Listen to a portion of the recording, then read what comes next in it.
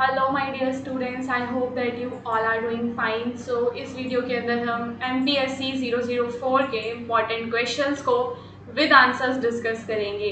मेरे चैनल पे आपको जून 2024 एग्जाम में जो मैंने वीडियोस डाली थी MPSC 004 की, वो भी मिल जाएंगी। एंड ये मेरी 2025 की सीरीज़ का पार्ट 2 वीडियो है। अगर आपने पार्ट 1 वीडियो नहीं देखा है तो आपको पूरी की पूरी जो प्लेलिस्ट है उसका लिंक मिल जाएगा डिस्क्रिप्शन में। और अगर आप हमारे चैनल पे नए हैं तो डिस्क्रिप्शन में दिए हुए व्हाट्सएप चैनल को ज़रूर ज्वाइन करो। जो हमारा व्हाट्सएप चैनल है उसके अंदर हम जो भी अपडेट्स होते हैं, इग्नू से रिलेटेड लाइव क्लास हो गया तुम्हारा, एंड जो भी अपडेट्स होते हैं वो सारी अपडेट्स हम हमारे व्हाट्सएप चैनल पे स्टूडेंट्स को प्रोवाइड करते हैं।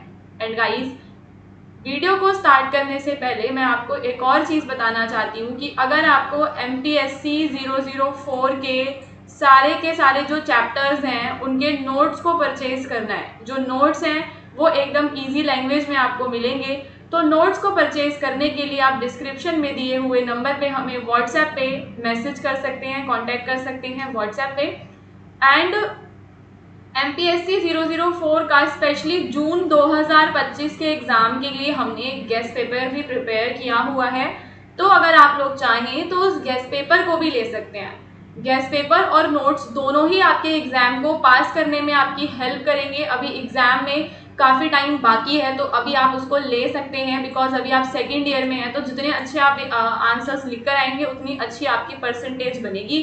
फर्स्ट ईयर में आपका कुछ भी परसेंटेज रहा हो वो मैटर, अब उसको हम नहीं बदल सकते, बट सेकेंड ईयर के अभी जितने भी आपके एग्जाम बाकी हैं आप उनमें अच्छा परफॉर्म करो ताकि आपको अच्छे मार्क्स मिल सकें।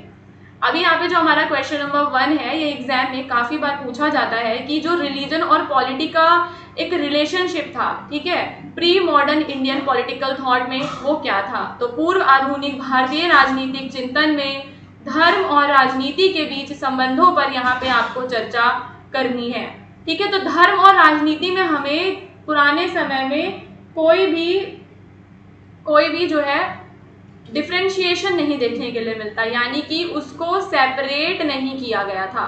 सो in pre modern India religion politics were not treated as the two separate things. Raja was seen as the protector of both dharma and the rajya. तो यहाँ पे जो हमारा राजा होता था, राज्य का काम होता था धर्म को भी प्रोटेक्ट करना और राज्य को भी प्रोटेक्ट करना। तो यानी कि धर्म में और राजनीति में कोई भी क्लियर सेपरेशन हमें देखने के लिए नहीं मिलता है। धर्म के महत्व की बात करें तो धर्म was not just religion, it was a system of duties, ethics and justice. तो धर्म केवल पूजा पाठ नहीं था, बल्कि उसमें कर्तव्य, नैतिकता और न्याय का एक पूरा ढांचा था। और राजा का मुख्य कर्तव्य था कि वह धर्म के अनुसार शासन करे। तो हम क्या देखते हैं कि शासन को धर्म के अनुसार करने पर यहाँ पे जोर दिया गया है ताकि समाज में संतुलन बना रहे। उसके अलावा जो मनुस्मृति और महाभारत जैसे जो टेक्स्ट हैं उनका एक इम्पॉर्टेंट रोल था। मनुस्मृति में कहा गया कि राजा को वर्ण व्यवस्था की रक्षा करनी चाहिए और अपराधियों को दंड देना चाहिए। और महाभारत में राजधर्म की चर्चा होती है जो यह जोर देता है कि राजा को धर्म के अनुसार ही न्याय करना चाहिए। तो समझ में आया कि इतिहास में हम क्या देखते आ रहे हैं कि जो धर्म है और जो हमारे धर्म ग्रंथ हैं उनकी राजनीति के अंदर एक महत्वपूर्ण भूमिका रहती है, ठीक है। एंड एग्जाम्पल हम दे सकते हैं यहाँ पे अशोक का, कि जो अशोक है वो बुद्धिस्ट धर्म को फॉलो करते थे और उन्होंने नॉन वायलेंस और गवर्नेंस के अंदर एथिक्स को प्रमोट किया, है ना। तो अशोक ने बौद्ध धर्म को अपनाया था और शासन में हिंसा और नैतिकता को बढ़ावा दिया। वहीं जो कौटिल्य का अर्थशास्त्र है वो फोकस करता है on the more practical politics पर। तो कौटिल्य का अर्थशास्त्र व्यवहारिक राजनीति पर केंद्रित था, लेकिन उसमें भी धर्म को एक मार्गदर्शक माना गया। फिर जो हमारे ब्राह्मण और धार्मिक जो सलाहकार थे, तो राजा अक्सर ब्राह्मणों और धार्मिक विद्वानों से सलाह लेते थे। धर्म के आधार पर ही राजा की नीति और न्यायिक जो प्रणाली है वो तय होती थी, ठीक है। तो जो भी हमारे रूलर्स हुआ करते थे उनका काम क्या था, जो राजा था उसे एडवाइस लेनी पड़ती थी गाइस, उसको एडवाइस लेनी पड़ती थी ब्राह्मण से या जो भी रिलीजियस स्कॉलर्स हुआ करते थे उनसे, वो विद्वानों से सलाह लेता था तब आगे काम करता था, तब जो है हमारा जस्टिस सिस्टम जो है काम करता था। तो हमने क्या समझा यहाँ पर कि धर्म जो है बिल्कुल भी सेपरेट नहीं था राजनीति से। तो overall in the final conclusion we can say that in pre modern Indian political thought religion and politics were deeply connected. A good ruler was expected to follow dharma, take care of people's moral and social duties and rule justly. तो पूर्व आधुनिक भारत में धर्म और राजनीति का गहरा संबंध था। एक अच्छा राजा वही माना जाता था जो धर्म का पालन करे, लोगों की नैतिक और सामाजिक कर्तव्यों की रक्षा करे और क्या करे, न्याय प्रदान करे। इसके बाद हमें पंडिता रमाबाई का जो कंट्रीब्यूशन है विमेन इमेंसिपेशन में, इसे डिस्कस करना है गाइस। तो Pandita Ramabai was a great social reformer, scholar, educator in the 19th century. उन्हें पंडिता की उपाधि उनकी संस्कृत पर गहरी पकड़ के कारण मिली थी। ओके, सो पंडिता रमाबाई जो है वो 19वीं सदी की एक महान सामाजिक सुधारक, विदुषी और शिक्षिका थी and she was given the title of pandita because of her deep knowledge of Sanskrit. अब हम यहाँ पे उनके जो भी आइडियाज हैं उनको समझेंगे। As you know she is a female, तो ऑब्वियसली फीमेल्स जो है वो महिलाओं की शिक्षा पर जोर देंगी। तो at that time when women were not allowed to study, Ramabai strongly supported women education. तो जब महिलाओं को पढ़ने नहीं दिया जाता था उस समय इन्होंने महिला की जो शिक्षा है उसका बहुत ही ज़्यादा समर्थन यानी कि उसे सपोर्ट किया। And she believe that education was the key to freedom for women. Women के लिए आज़ादी की जो चाबी है वो शिक्षा है। She founded Sharada Sadan in Bombay in the 1889 for widow and girls. तो जो भी विधवा और जो बालिका हैं उनके लिए शारदा सदन की उन्होंने स्थापना की एंड वो विधवाओं के लिए भी कार्य करती थी। तो in those days widows were treated very badly. तो उस समय विधवाओं की हालत बहुत ही ज़्यादा खराब थी।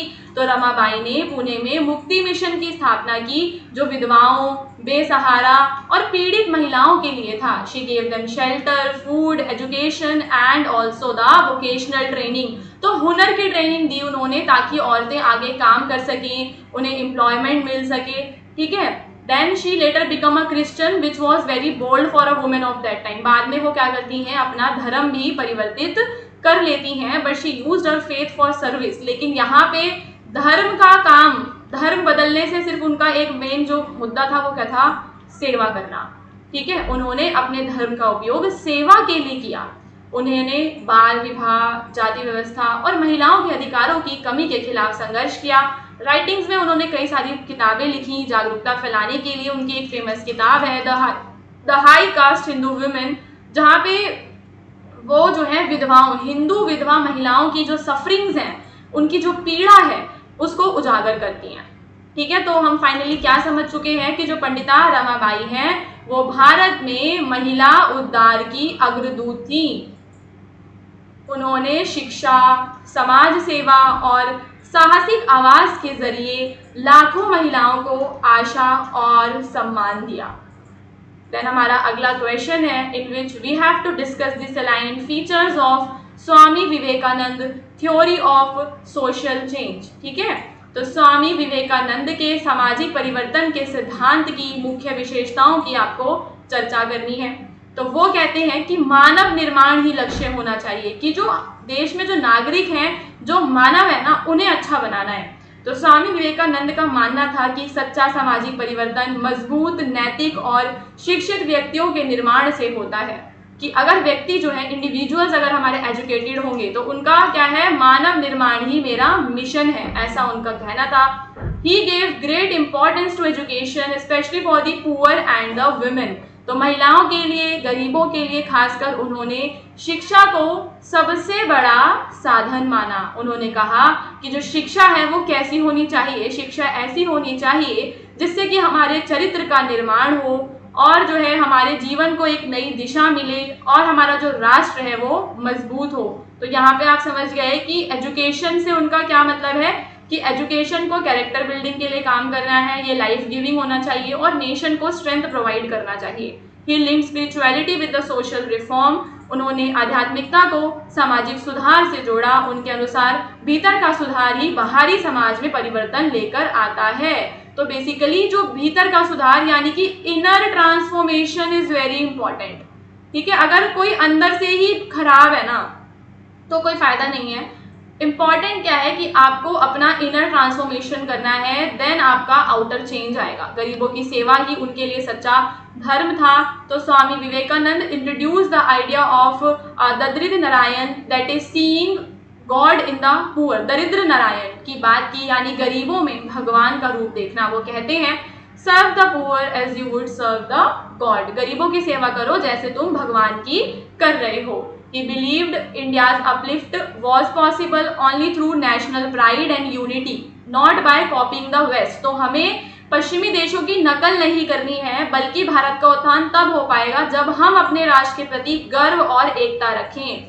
और उनका विश्वास था पावर ऑफ यूथ में, यानी कि उन्हें लगता है कि जो युवा हैं उनकी भूमिका बहुत ही ज्यादा इंपॉर्टेंट होती है। युवाओं की शक्ति में पूरा विश्वास रखते थे और वो कहते थे कि मुझे 100 ऊर्जावान युवा दो, मैं भारत को बदल दूंगा। क्या कहते थे? Give me 100 energetic youth, I will transform the India. तो हम क्या समझ चुके हैं कि जो स्वामी विवेकानंद की जो थ्योरी है, स्वामी विवेकानंद की जो थ्योरी है सोशल चेंज की, काफी ज्यादा होलिस्टिक है। इसके अंदर spirituality, education, service, character building, इन सब के बारे में बात होती है। उन्होंने इंडिया को इंस्पायर किया कि हम खुद में विश्वास रखें और एक जो है न्यायपूर्ण और जागरूक समाज को बनाने का प्रयास करें। सो गाइस, पार्ट 2 जो वीडियो है यहीं पे खत्म होता है। इसके बाद हम आपके लिए लेकर आएंगे रिवीजन क्लास ऑफ MPSE 004। ठीक है, तो आप लोग चैनल को जरूर सब्सक्राइब कर लो। एंड जो है अगर आपको गैस पेपर लेना हो तो डिस्क्रिप्शन में दिए हुए नंबर पे एक मैसेज डाल देना, वहां से आप नोट्स भी ले सकते हो